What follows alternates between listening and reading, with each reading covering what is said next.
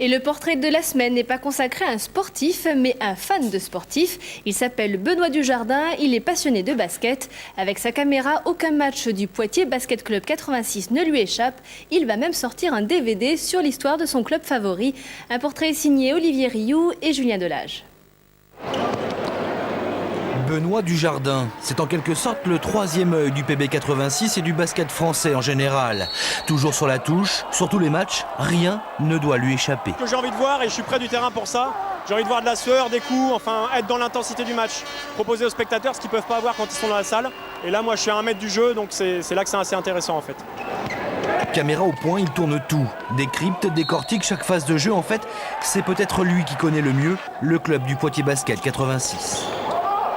Il nous suit un peu comme dans les yeux, dans les bleus, à sa manière, avec sa patte. Et bon, il fait partie aussi de l'équipe et du club.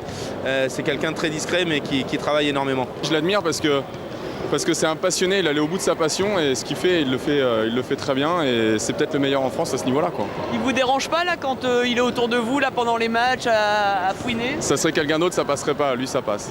C'est tout. Lui, c'est un passionné de basket, forcément. Benoît Dujardin, 28 ans, passe des heures entières, voire des nuits derrière ses écrans d'ordinateur. Et des ordinateurs chez lui, il y en a un peu partout, même dans la cheminée. L'histoire débute en fait en 1998. À cette époque, il lance le premier site français de basket payant sur le web. Si on va sur Michael Wallace, par exemple, on va trouver une fiche avec les statistiques détaillées de Michael Wallace sur les 2 dernières saisons où il était à Poitiers.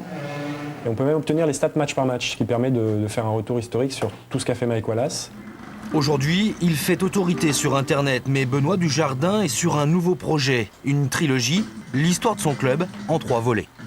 Et j'avais envie de parler du passage de la descente de N1B en N4 qui a eu lieu il y a 15 ans, et de la descente en fait de ce qui correspond à la Pro B actuelle pour remonter en Pro B.